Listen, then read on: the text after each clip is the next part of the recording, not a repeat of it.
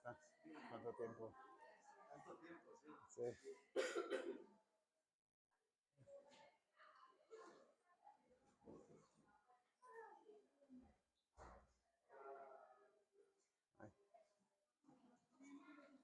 Pues vamos a comenzar. He puesto hojas en casi cada fila, entonces si deseáis tomar apuntes, podéis. Y hay bolígrafos atrás en la estantería, si no tenéis también. Antes de iniciar, vamos a orar, encomendar esta hora de estudio a nuestro Dios, pedir su bendición y ayuda. Oremos. Señor Dios, eres grande, eres misericordioso y por eso, Señor, estamos reunidos hoy para obedecer, alabar a un Dios grande, un Dios misericordioso, que extiende perdón de pecados. Pido, Señor, para tu iglesia hoy aquí, que estamos congregados, obra, Señor, estas verdades en nuestros corazones. Ve cambiándonos, Señor, más y más a la imagen de Cristo. Pido, Dios, por los que están congregados y no te conocen, Señor, alcánzalos con tu evangelio. Dale, Señor, nueva vida, pido, en nombre de Jesús. Amén. Amén.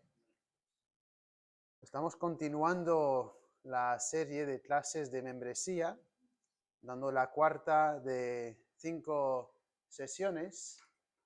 Y la pregunta que estamos contestando hoy es, ¿qué significa pertenecer a una iglesia? Entonces, ¿qué implicaciones prácticas tiene eso de pertenecer a una iglesia? Y quizás más en concreto hago la pregunta, ¿por qué es importante pertenecer? Es una cosa asistir, y eso es un buen principio, pero más allá de estar yendo, congregándose con una iglesia local, ¿por qué uno debería unirse a esta iglesia, formalizar esto y hacerse miembro de una iglesia? ¿Por qué debería ser así? Es porque, bueno, uno va a ganar salvación uniéndose, ¿no? No es así, ¿no? Estar en la iglesia no salva. Aun si yo nací en la iglesia, no soy más salvo que otro que no nació en una iglesia. A ver, en una iglesia de verdad, donde se predica el evangelio, ahí hay el mensaje que da salvación. Pero el estar en la iglesia no contribuye a salvación. Otros quizás tienen la mentalidad de, bueno, vamos a estar con gente, o que quizás en mi cultura eso es popular, y eso es una mentalidad quizás de club social, me conviene, estoy cómodo ahí, pero a eso tampoco vinimos, no nos unimos a una iglesia como teniendo la mentalidad de un club social. Nos unimos a la iglesia y vamos a desarrollar esto más en adelante. Bueno, en primer lugar, porque la palabra de Dios nos manda que todos los que se convierten ya automáticamente forman parte de la iglesia de Dios y deben unirse a un cuerpo local. Y la misión de la iglesia de ir a hacer discípulos, madurar a los discípulos, todo eso es mediante un cuerpo local, varios cuerpos locales, muchos cuerpos locales que hay a través del mundo. Y en fin, entonces, ¿por qué es importante pertenecer a una iglesia? Vamos contestando esto mediante el pacto de la iglesia que tenemos, y el pacto es un compromiso con Dios y con los hermanos. Delante de los hermanos, con Dios, Dios siendo con quien tenemos este pacto. Un párrafo que hay al principio del pacto de la iglesia dice lo siguiente, dice, habiéndonos arrepentido de nuestros pecados y confiado en el sacrificio de Cristo en nuestro lugar en la cruz y habiendo sido bautizados en testimonio público de nuestra fe, entramos en este pacto solemne con Dios junto con nuestros hermanos. Podéis notar, ¿no? La primera parte habla de un arrepentimiento. Sin arrepentimiento, aun si uno está unido, o sin fe, aun si uno está en la iglesia, pues no está realmente, no forma parte realmente de la iglesia de Dios, porque es cuando uno se convierte a Cristo, cuando uno tiene esa fe en Cristo por lo que Él hizo por nosotros, su perdón de pecado, es en este momento que uno llega a formar parte de la iglesia del Señor. Uno es puesto en el cuerpo de Cristo cuando se convierte. Ponemos también ahí el bautismo como evidencia de una conversión, como una parte importante antes de unirse a la iglesia, no porque el bautismo contribuya a la salvación, porque no contribuye en nada, pero es un paso básico, una evidencia de obediencia, un paso de fe, y entendemos que es bueno poner esto como requisito para unirse en el pacto con la iglesia. Así que ahora vamos a detallar qué significa eso de pertenecer, las implicaciones prácticas de pertenecer a nuestra iglesia. ¿Vale? Cuando estamos diciendo que nos estamos uniendo a la iglesia, estamos poniéndonos debajo de la autoridad de la iglesia y teniendo un rendimiento de cuenta con los hermanos, con nuestro caminar con el Señor. Y un paso importante, un primer paso ahí es, estamos diciendo que estamos siendo guiados por el Espíritu Santo. Dios obra en nuestros corazones, obra para que el Espíritu Santo mueve nuestros corazones a obedecer la palabra de Dios. El Espíritu nos guía en toda la verdad y la verdad es revelada para nosotros en la palabra de Dios. Y entonces somos guiados, todo cristiano es guiado por el Espíritu Santo. Él obra en nosotros para que nos sujetemos a su palabra y entonces tenemos la opción de seguir o no seguir, pero el Espíritu Santo obra esto en nuestros corazones, en nuestras mentes. Romanos 8:14 dice, porque todos los que son guiados por el Espíritu de Dios, estos son hijos de Dios. Y el contraste es vivir por la carne, pero el cristiano es guiado y lucha para entonces seguir la guía del Espíritu Santo y obedecerle. Y vemos el fruto del ser guiado por el Espíritu en Gálatas 5, 22, 23. ¿Hay alguien que puede leer estos versículos? Gálatas 5, 22, 23. Voy a pedir rotándonos para las lecturas. Cuando alguien lo tiene, puede leer. Gálatas 5, 22 y 23. Mas el fruto del Espíritu es amor, gozo, paz, paciencia, benignidad, bondad, fe, mansedumbre, templanza. Contra tales cosas no hay ley. Amén. Entonces, uno deja que el Señor obre este fruto en nosotros, el Espíritu obre esto. Somos seres egoístas, orgullosos. Hay la carne, que son los versículos previos a estos versículos, ¿no? En Gálatas.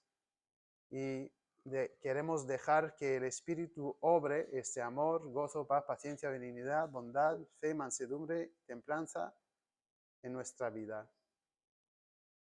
Luego, a continuación, estamos diciendo que queremos continuar andando digno de Dios. ¿Alguien puede leer Colosenses 1:10, por favor. Colosenses 1:10. Para que andéis como es digno del Señor, agradándole en todo, llevando fruto en toda buena obra y creciendo en el conocimiento de Dios. Para que andemos digno del Señor, y eso tiene que ver con nuestro conocimiento, ¿no? Vemos en la última parte del versículo, creciendo en el conocimiento de Dios, y que nuestra motivación sea agradarle a Él en todo, en vez de hacer lo que nos place, lo que place a nuestra carne, pues que seamos motivados por querer placer, agradar a nuestro Dios y así entonces andar digno de Él. Y esto tiene que ocurrir, claro, al nivel mental, donde nuestros deseos están en nuestro corazón. Y no solo esto, sino que se traslada o se traduce de manera práctica con nuestras palabras, con nuestras acciones. Así que afectando todo nuestro ser, andando digno de nuestro Señor. Pues hay algunas cosas positivas, guiados a andar ahora de manera negativa, estamos rechazando, dejando, absteniéndonos, renunciando lo que deshonra a nuestro Señor. Así que hay que rechazar lo que deshonra a nuestro Dios. Si alguien puede leer Tito 2:12 y 13. Enseñándoos que renunciando a la impiedad y a los deseos mundanos, vivamos en este siglo sobria, justa y piadosamente, aguardando la esperanza bienaventurada y la manifestación gloriosa de nuestro gran Dios y Salvador Jesucristo.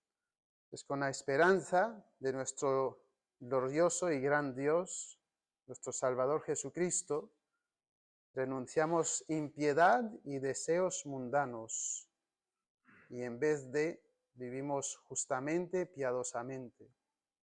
Así que renunciando lo que deshonra a Dios, deseos mundanos, impiedad, y persiguiendo a la luz de la esperanza que tenemos, vidas justas y piadosas.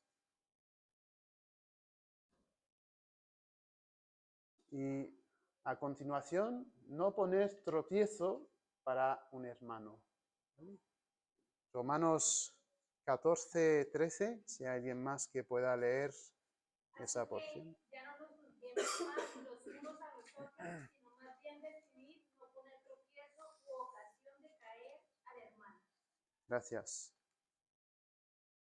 En el contexto ahí se refiere a cosas que son permisibles para cristianos, pero que pueden ofender a un hermano.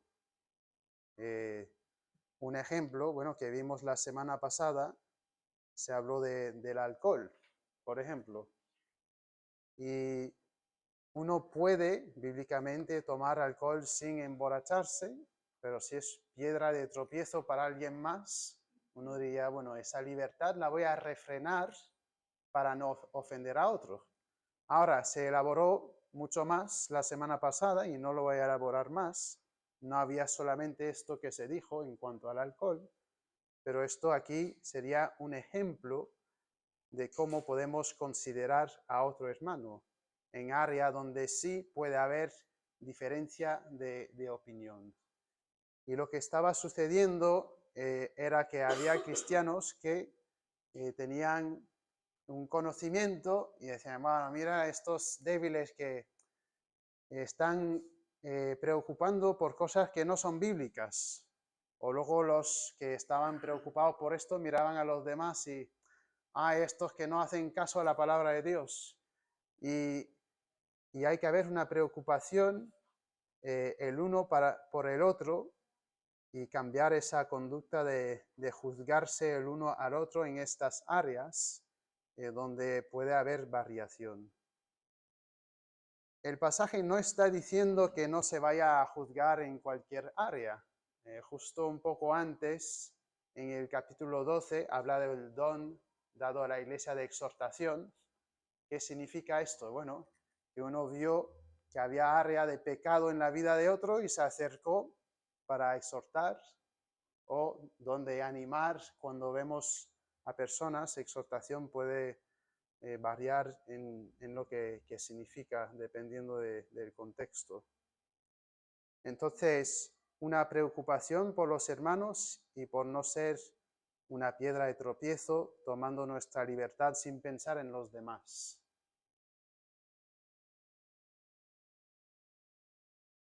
Seguimos con no dejar de congregarse. Si alguien puede leer Hebreos 10:25. Amén. No dejando de congregarnos, como algunos tienen por costumbre, sino exhortándonos, y tanto más cuando veis que aquel día se acerca. Gracias. Vemos en 1 Corintios 16:2 que la iglesia tenía la costumbre, ¿no?, de reunirse semanalmente. Y entonces, en base a esto y el pasaje aquí, debería ser para todos los cristianos, salvo, claro, si uno tiene condición de salud y no puede acercarse, hay casos que se entienden, uno tiene que estar congregándose semanalmente, porque el Señor nos lo mandó y necesitamos esto como parte de la iglesia. Necesitamos esto para estar cumpliendo, integrados de manera saludable a la misión de la iglesia y cumpliendo lo que el Señor tiene para nosotros. Hay tendencia popular por la tecnología también de sustituir el congregarse con escuchar cosas por internet. Y eso es antibíblico. ¿Cómo es que es antibíblico? ¿Que estoy congregándome conectado? No, no estás congregado, no estás con otros hermanos. Y además, cuando uno, si se separa, no está en una iglesia local, no puede cumplir varios mandamientos que nos manda la palabra de Dios, como animarse, exhortarse. Hay la estructura de la iglesia local con un pastor, diácono, los miembros. Si uno no está formando parte de un cuerpo, reuniéndose sobre una base semanal, no está cumpliendo con lo que el Señor nos manda. Y claro, no es decir que nunca se pueda faltar, todos faltamos, pero se debería poder decir el cristiano que se congrega semanalmente, se congrega semanalmente. Y entiendo también, en base a la iglesia local y sus reuniones, que aunque sí es bueno escuchar cosas, predicaciones por internet, no deben sustituir las actividades de la iglesia. Debería yo estar en todas las reuniones de la iglesia, y si entonces tengo más tiempo, pues añado más cosas por internet, si deseo escuchar más y crecer más en los caminos del Señor. Y vemos que los apóstoles estaban muy interesados, estaban muy invertidos en esta misión. Lo que se hace en el libro de Hechos es levantar iglesias locales. Vemos que Pablo y los demás apóstoles hacían esto, escriben muchas cartas a las iglesias en tal ciudad, ¿no? Y por ejemplo, en 1 Corintios 3, 5 al 6, donde Pablo siembra, Apolos rega, lo que están haciendo ahí no es solamente evangelizando, están edificando iglesias locales. Pablo puso fundamento, otro edificó, están hablando ahí de edificar iglesias locales. Y la iglesia local entonces tiene que formar una parte central de la vida del cristiano. Uno tiene que tener esa prioridad en la vida de uno. Y entonces que la familia de uno crezca alrededor de una iglesia local. Así es el plan de Dios para nosotros. El siguiente punto nos habla de los dones, entonces, en la iglesia local y para la gloria de nuestro Dios. ¿Alguien puede Bueno, y para la edificación. Para la gloria de Dios y edificación. ¿Alguien puede leer 1 de Pedro 4:11, por favor? Si alguno habla, hable conforme a las palabras de Dios. Si alguno ministra, ministre conforme al poder que Dios da, para que en todo sea Dios glorificado por Jesucristo, a quien pertenecen la gloria y el imperio por los siglos de los siglos. Amén. Amén. El contexto ahí es de los dones espirituales, de dones de hablar, de ministrar, que es servir aquí. Y dice que todo esto sea para la gloria de Dios. Entonces el propósito primero, ¿no?, de nuestra existencia y también, claro, de la iglesia es glorificar a Dios y así sea el propósito de lo que hacemos. Y es una frase que es como cliché, pero cuando esto tiene sus repercusiones prácticas en nuestra vida, vamos a decir, esta cosa la voy a hacer para Dios, en vez de, bueno, vamos a hacer esto porque tengo que hacerlo. Es una muy grande diferencia, ¿no?, el motivo por el cual somos gobernados cuando hacemos algo en servicio a nuestro Dios para su gloria con la iglesia. Si alguien más puede leer 1 Corintios 14:12. Así también vosotros, pues, que anheláis dones espirituales, procurad abundar en ellos para la edificación de la iglesia. Pues los que deseáis o anheláis dones espirituales para la edificación de la iglesia. He elaborado la semana pasada dones que han cesado, otros dones que han continuado, entonces no voy a hablar de esto, pero vamos a hablar de dones un poco. ¿Qué son los dones que hay hoy en día? Hay varios pasajes que dan listas: pastor, evangelista, don de hospitalidad, de servicio, de enseñanza, de exhortación y ánimo, de animar, repartir o dar, de presidir o liderar, administrar, de misericordia, fe, de sabiduría, de discernimiento. Entonces son dones que hay para que la iglesia sea edificada y que Dios sea glorificado mediante la iglesia usar sus dones.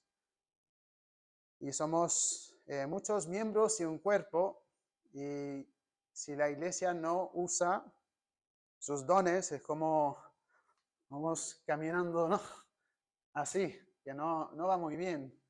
Ayer jugamos un partido de fútbol y pues no me irá muy bien correr sobre una pierna.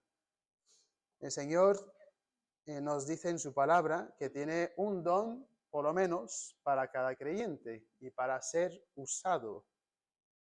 ¿Y qué si no sé lo que es mi don espiritual? Bueno, creo que buena respuesta ahí es hablar con un pastor, pero sencillamente, de manera muy práctica, estar dispuesto a servir y en lo que sea.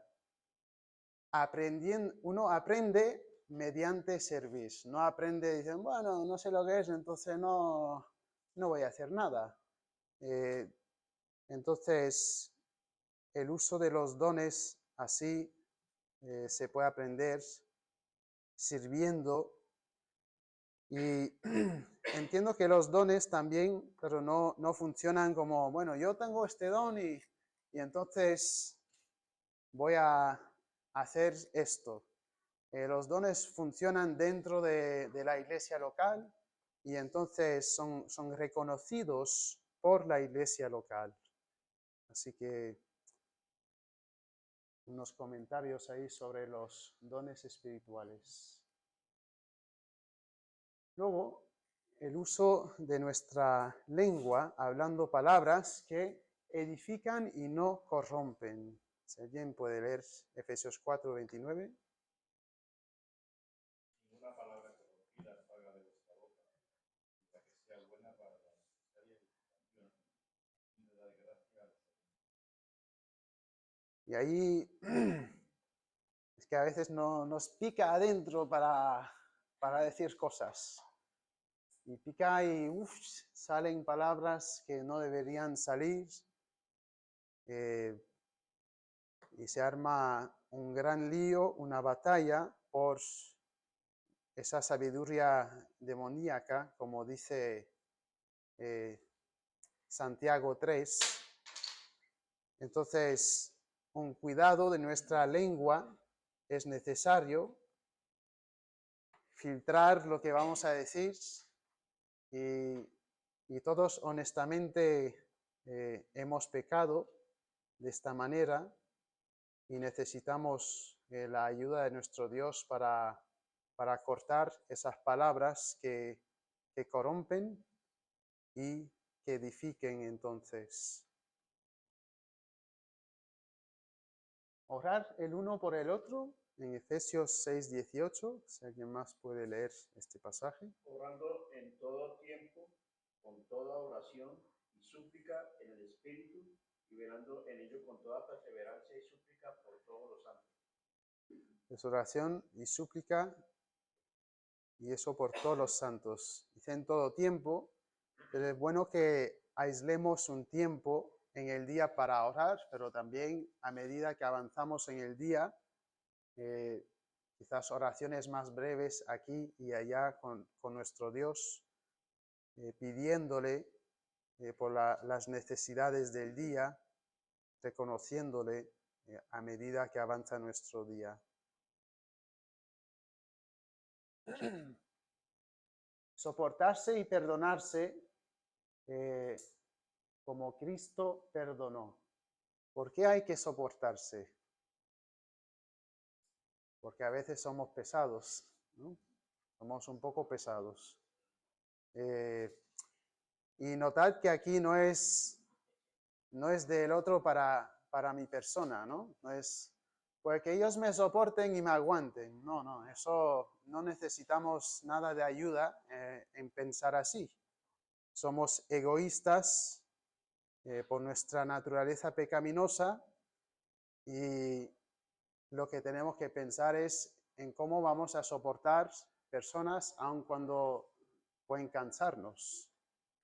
Hay que ser paciente, hay que soportar y no solo soportar, sino que buscar reconciliarse bíblicamente, perdonándose el uno al otro, y eso como Cristo nos perdonó.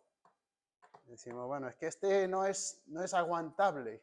Bueno, es que si Cristo nos ha perdonado todo, a los que hemos creído en Él, pues no tenemos excusa entonces, aunque que podamos hacerlas en nuestra lucha espiritual.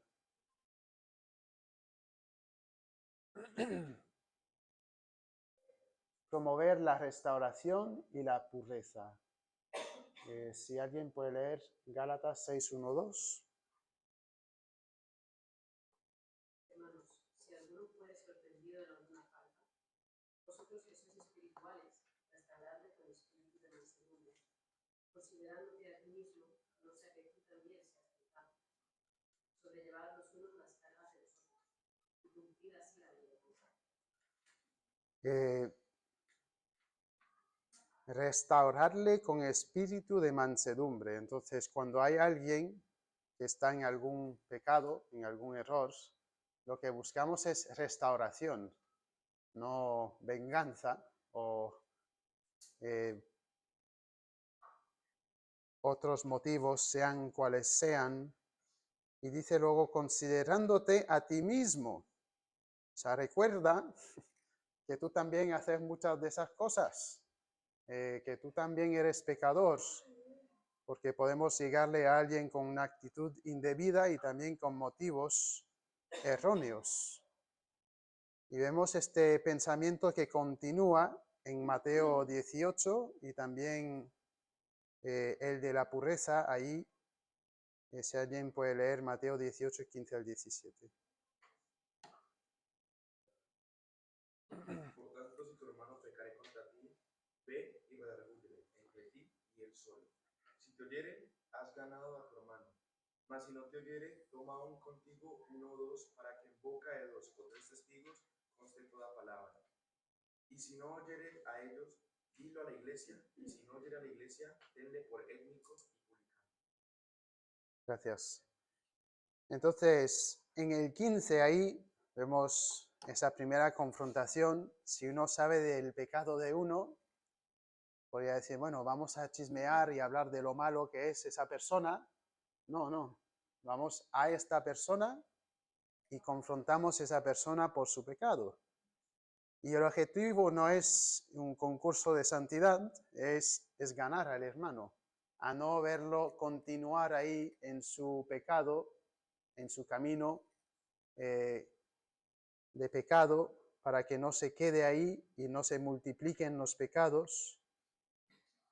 Luego dice, si no te oyeren, el 16, bueno, llevar a 2 o 3 personas. Ahí sí que vamos a, como iglesia, intentar resolver ese problema, 2 o 3 personas de más, confrontando a otra persona por su pecado.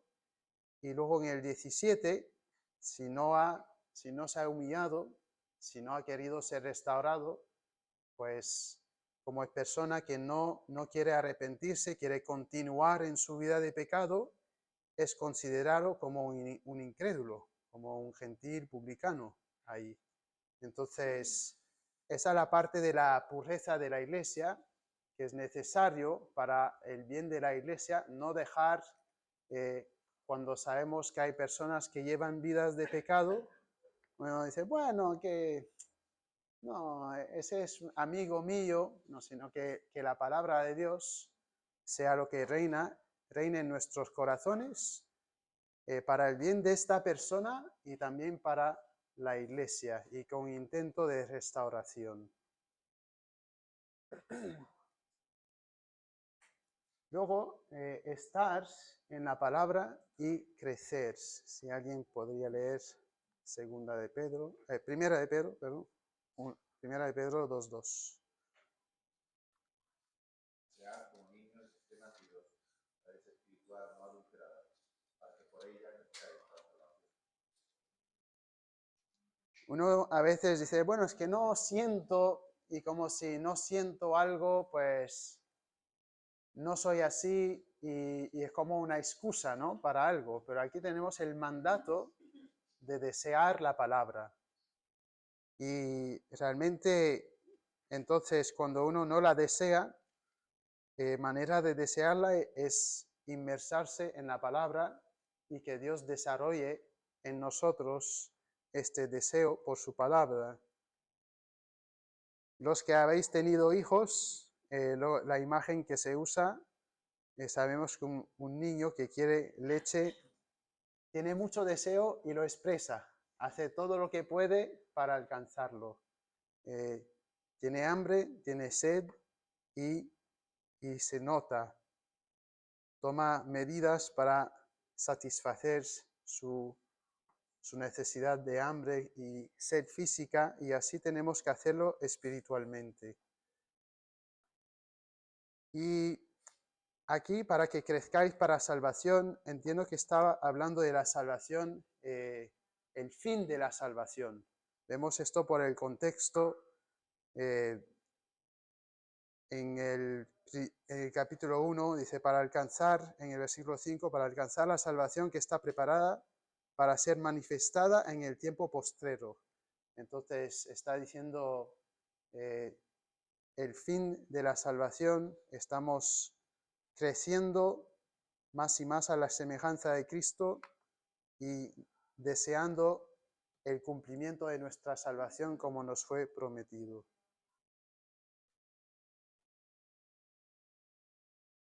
Y bueno, un comentario más, voy a volver al anterior que acabo de pensar. Entonces entiendo que eso tiene las aplicaciones para toda la vida, ¿no?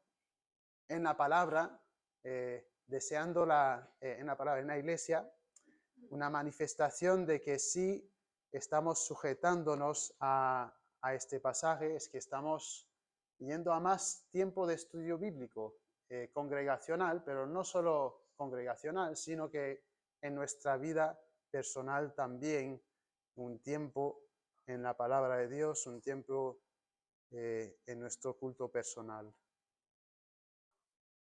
Fomentar la vida espiritual en el hogar. Si alguien puede leer Efesios 5, 26 y 6, 4. Para santificarla, habiéndola purificado en el lavamiento del agua por la palabra. Y vosotros, padres, no provoquéis a ira a vuestros hijos, sino criarlos en disciplina y amonestación del Señor. Es los que tenemos familias, nos manda nuestro Señor como a los hombres, como líderes del hogar, a liderar no solo a los hijos, sino que a nuestra esposa, ser los líderes en nuestro hogar, dice, lavándola, como por la palabra del Señor. Y en el 6.4 habla de nuestra responsabilidad como padres hacia nuestros hijos. Entonces hay que haber una unidad en la pareja, en su crianza de los hijos, y también en el matrimonio, el hombre siendo líder y la esposa siguiendo ese liderazgo en la palabra de Dios. Y con el mandamiento en el 6.4 de no provocar a vuestros hijos, sino criarlos en la disciplina y amonestación de nuestro Señor. Es una tarea muy importante que requiere mucha labor en el día a día. En cada minuto de cada día hay oportunidades para poder practicar esto. Y yo, siendo padre de 3 niños jóvenes, veo muchas oportunidades y también, mucha lucha en este intento de obedecer ahí. Y luego ser embajadores de Cristo ante el mundo. Ser embajadores de Cristo, representantes de Él. Si alguien puede leer este versículo. Así que somos embajadores en nombre de Cristo, como si Dios rogase por medio de nosotros. Os rogamos en nombre de Cristo, reconciliados con Dios. Somos embajadores para con los incrédulos, para que ellos, a medida que les predicamos este evangelio de salvación por gracia, sean reconciliados con nuestro Dios. Entonces, hay tantas maneras de aplicar esto. Uno puede dar un tratado a persona que no conoce o conoce. Otras maneras, pues, que tenemos más oportunidades con personas que conocemos, de la familia, vecinos, de intentar desarrollar relaciones redentivas, no sé cómo, para que estas personas, a medida que nos conocen, podamos tener oportunidades de compartir el evangelio y que Dios, en su gracia, en su soberanía, los salve. Entonces, eso es una parte importante. Hemos visto mucho de la iglesia hacia lo que tenemos que ser hacia adentro. Pero nuestra misión es no solamente hacer madurar los discípulos, sino que ir y alcanzar a los perdidos, los que no conocen del Señor. Y tenemos que sentir esa urgencia de que hay tantas personas que están andando por la calle y se van al infierno, no conocen de Dios. Y no podemos salvarlos nosotros, pero sí tenemos el mensaje que tiene el poder de salvación, el mensaje del Evangelio de un Cristo muerto y resucitado, que satisfizo todas las demandas de la ley y que Él es sustituto nuestro. Y que creyendo esto, Dios nos reconcilia con Él mismo. Así que cobremos ánimo, aun si es incómodo confrontar las personas por amor, por sus almas, confrontándoles con este mensaje del Evangelio. Voy a daros una misma tarea que la semana pasada. Resumiendo, Dios quiere que estés comprometido con un cuerpo de iglesia local. Es necesario, bíblicamente, tener este cuerpo, ¿no? No ser la mano separada ahí que hace su propia cosa. Todo cristiano tiene que formar parte de un cuerpo local. Y así puede gozar de las bendiciones que hay en Cristo Jesús, crecer y honrar a su Dios. Esa es la tarea. ¿Sabéis? Mandarme una pregunta, aun si solo es una, y os prometo que os voy a responder. Así que esa es la tarea. Vuelvo, antes de terminar, a lo de esto aquí. Esto es el código QR de la primera semana, pero tiene ahí lo del testimonio. Si no has rellenado un testimonio de conversión, por favor, anotarlo y escribir tu testimonio. Hay más preguntas que no tienes que hacerlas, ya que ya se han hechas, pero lo del testimonio. Y entonces vamos a concluir con esto. Hay café, hay galletas, así que vamos a aprovechar esto. Hemos terminado.